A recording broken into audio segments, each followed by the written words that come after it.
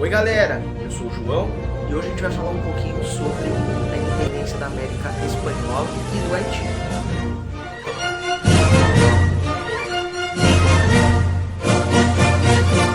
E antes da gente começar, eu já vou pedir para você se inscrever aí embaixo, deixar o gostei, comentar e compartilhar com os seus amigos, tá bom? A primeira coisa que a gente tem que lembrar, em 1492 o Colombo chega nas ilhas da América Central viajando pela Espanha, e a partir desse processo os espanhóis começam a organizar, na passagem do século XV para o XVI, expedições para ocupar o território americano, e com isso eles vão ter um vasto império desde o México até a Argentina aqui na América do Sul.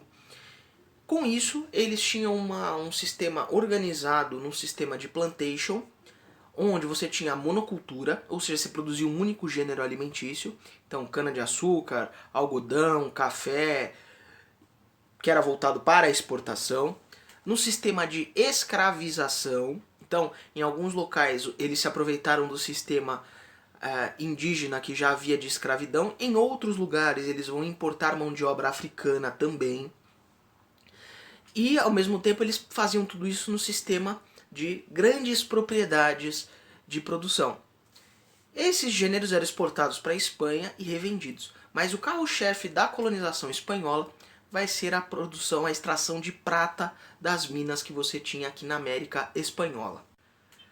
A sociedade colonial espanhola estava dividida em a população convencional, que era a população mestiça, miscigenada, as pessoas que eram escravizadas, então os indígenas e os negros, e essa massa de população ia realizar as tarefas principais como comércio, artesanato, abastecimento interno, comércio interno, era explorada nas minas e nas plantações.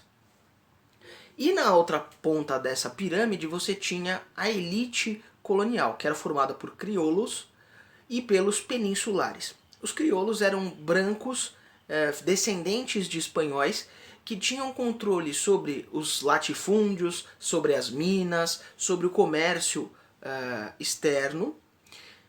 E a diferença deles para os peninsulares eram que os peninsulares eles eram espanhóis nascidos na Espanha, e eles tinham o privilégio de ter o controle administrativo sobre as colônias.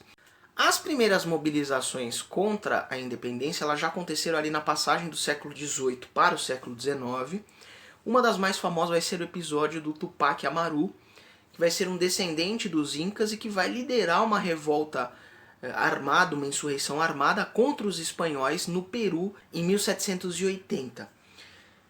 O Tupac Amaru foi capturado, foi executado e a Espanha conseguia ter um controle muito grande sobre as colônias. Uns episódios que aconteceram ali na passagem do século XVIII para o XIX vão influenciar a questão das independências.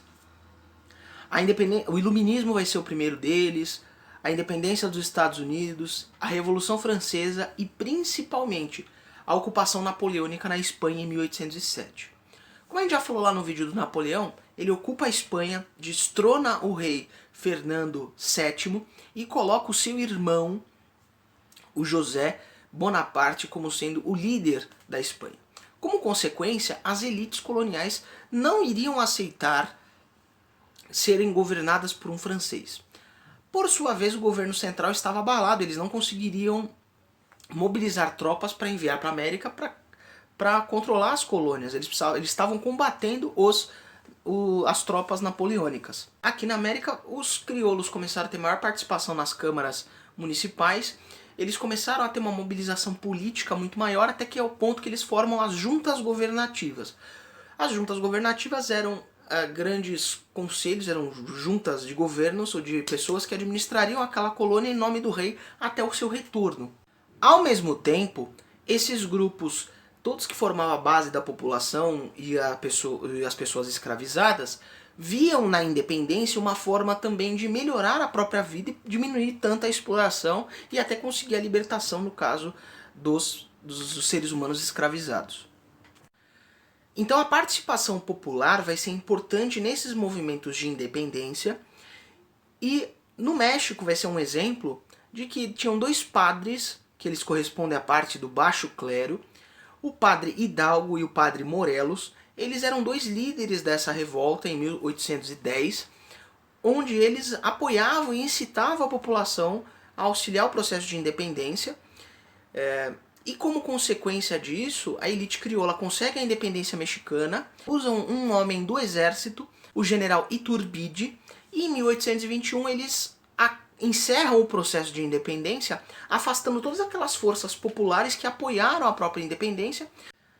A partir da queda definitiva do Napoleão em 1815, as elites coloniais viam um período de prosperidade, que eles tinham uma autonomia maior, eles tinham uma força muito maior. E aí, inspirado nos movimentos iluministas e nos movimentos da própria Revolução Francesa e da independência dos Estados Unidos, elas começam seus processos de independência num volume muito grande.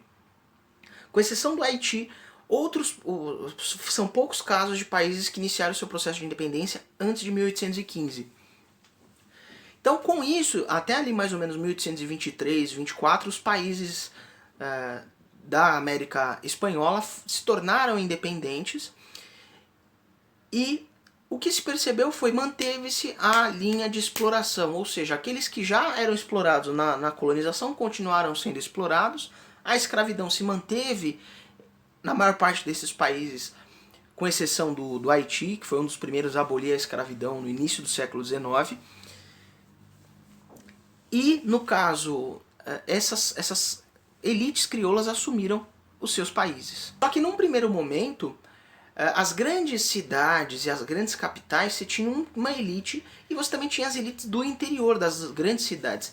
Então os projetos começaram a divergir. Então os grandes vice-reinados, que agora eram um país independente, eles tinham várias elites dentro do seu país que tinham interesses diferentes. Vamos pensar, por exemplo, o vice-reinado aqui do Rio da Prata. Com o vice-reinado do Rio da Prata vão surgir 3 países. Argentina, Paraguai, Uruguai fazia parte do vice-reinado do Rio da Prata, e também parte do Chile. Então, com isso, após a independência, esses países vão se fragmentar, esse antigo vice-reinado vai se fragmentar, e esse vai ser um processo que vai acontecer em toda a América Espanhola.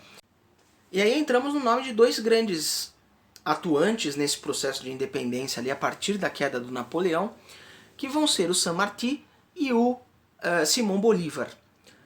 O San Martín ele já tinha uma proposta ele se dizia um conservador, então ele acreditava que após a independência, cada colônia deveria ser governada por um príncipe na Europa. Apesar disso, ele teve sucessos militares em algumas campanhas, mas ele acabou se exilando na Europa por conta dessa sua incompatibilidade de ideias. E outro líder que vai perceber essa mudança, que vai atuar principalmente na Venezuela, vai ser o Simón Bolívar. Ele vai ter a ideia do pan-americanismo. O que é isso? Vamos fazer um país com todas as características da América Espanhola, língua, cultura, nós somos próximos, nós somos irmãos, nós lutamos contra uma coroa comum, então vamos tentar fazer um país unitário. Só que esse país vai ter um grande problema, porque vai ser essas elites locais. E agora vamos falar um pouquinho do caso do Haiti. Para começar, o Haiti ele está localizado na ilha de São Domingos, e metade dessa ilha foi colonizada pelos franceses, a metade ocidental, e a metade oriental foi colonizada pelos espanhóis, que depois futuramente virou a República Dominicana. O Haiti, logo no início, teve a sua população indígena local completamente destruída pelas doenças, pelos maus tratos, pela escravidão. Então o Haiti, a parte da colonização francesa, recebeu muita mão de obra africana. Então a maior parte da população do Haiti era formada por pessoas escravizadas e pessoas libertas. Com isso, a escravidão também era mantida pelas elites coloniais, que mantinham um sistema de plantation, e principalmente eles produziam cana-de-açúcar, produziam algodão, produziam cacau e café. Você vai ter uma série de rebeliões escravas ali no final do século XIX, do século XVIII para o início do século XIX, e muitas dessas rebeliões eram lideradas por um ex-escravo chamado Toussaint Louverture.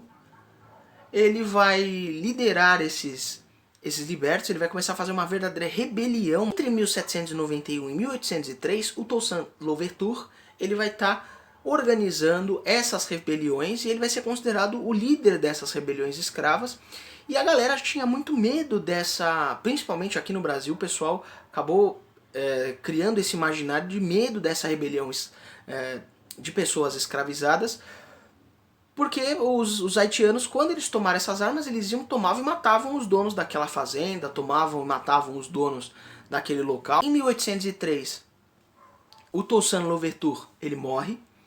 Quem vai assumir então esse processo dessa busca por a independência vai ser o Jean-Jacques Dessalines. Consegue, junto com essa mobilização de ex-escravos e dessa rebelião toda, eles conseguem a libertação do Haiti em 1804. Só que o problema não foi a libertação precoce do Haiti.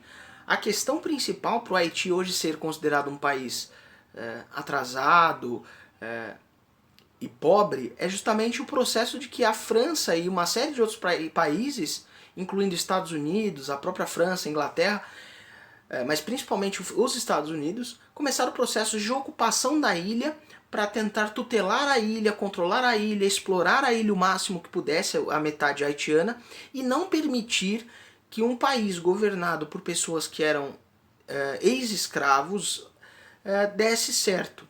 Então, muito do reflexo do Haiti ser um país hoje na situação que ele se encontra é por conta da exploração colonial e também, nos anos seguintes, das ocupações estrangeiras que visavam manter o Haiti como um país subserviente. Então é isso, gente. Dúvidas e desafios, chama a Clio.